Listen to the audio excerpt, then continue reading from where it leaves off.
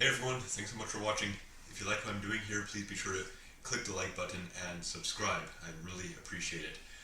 I'm going to start off here by reading a little bit from Paul's second epistle to the Corinthians, chapter 1. He says, he's describing Jesus Christ, who comforts us in all our tribulation, that we may be able to comfort them which are in any trouble by the comfort wherewith we ourselves are comforted of God.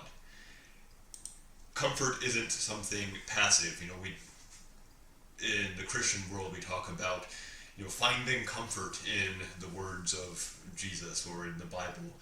Now there is something to that. What we feed our minds does have an effect on us, but comfort is something active, and the onus is on us to be the deliverers of comfort. It's not just something that happens, that we just wish for. It's not something that just takes place without any kind of human involvement, human action.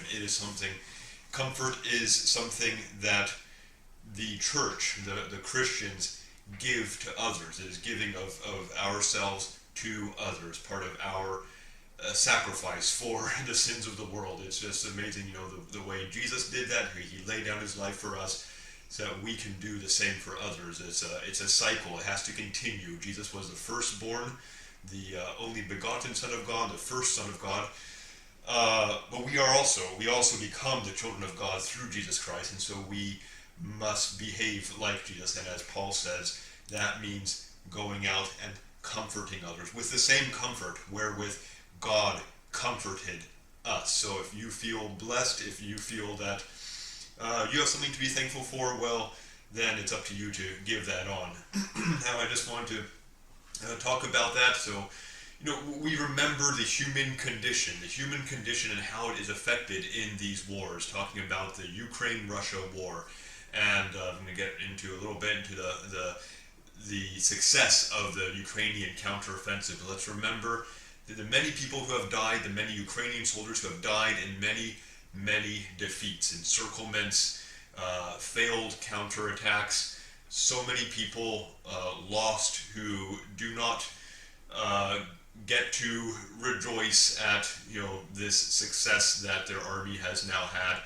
And let's remember the many people who are fleeing, the civilians fleeing now from the Ukrainian army, fleeing reprisals or fleeing conscription, just trying to get out of the war zone. Maybe they're afraid of whatever Russia does next, but just a lot of people who are in a precarious situation or who have already died, have already been maimed.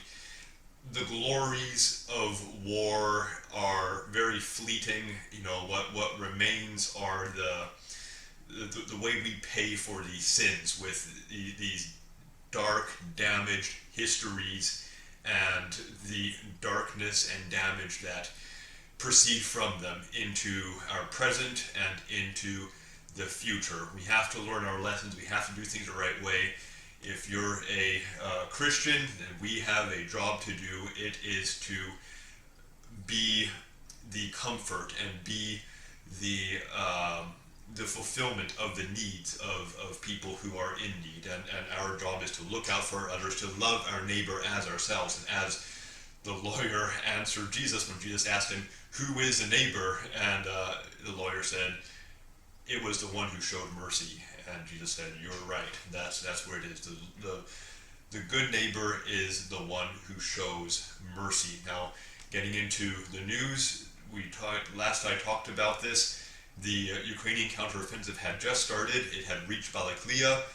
Well, it's gone well beyond that. Now it's went more than I thought it would. I think they have definitely achieved their tactical and strategic goals in eliminating the entire Russian position in Izyum and in Kharkiv, really.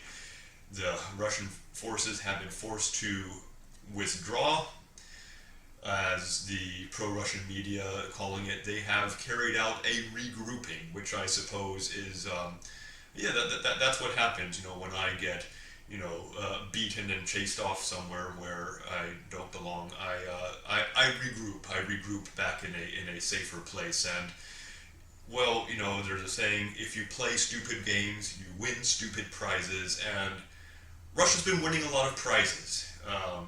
Yeah, I'll leave it at that. I think most people watching this should be able to agree that this war is wrong. Russia was in the wrong for this, regardless of what you think of the other side.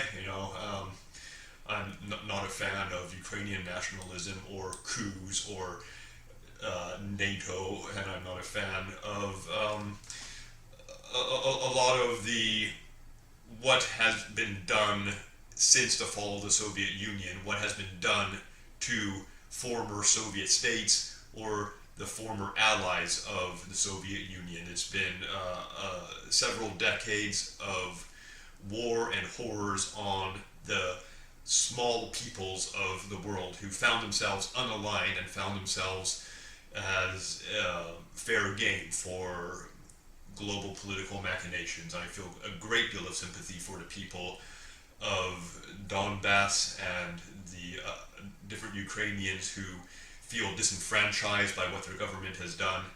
But certainly Russia has made very poor decisions, done very wrong things, and they you don't succeed with that kind of thing. You may win some battles. Who knows? They may end up winning this war, but at what cost? What is the cost in the soul of the country, the sins that people commit, and how that will affect this generation and the generations to come.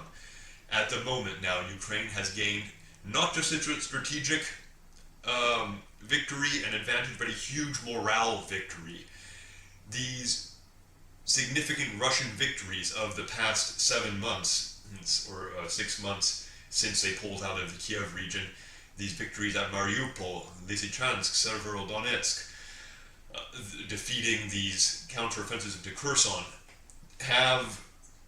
they've been wearing down the Ukrainian morale to where after the Battle of Mariupol, the battles that followed that more quickly developed into routs and defeats, where the Ukrainian forces who were defending felt that it was just a matter of time until they were surrounded, killed, or captured because of what happened to the army in Mariupol.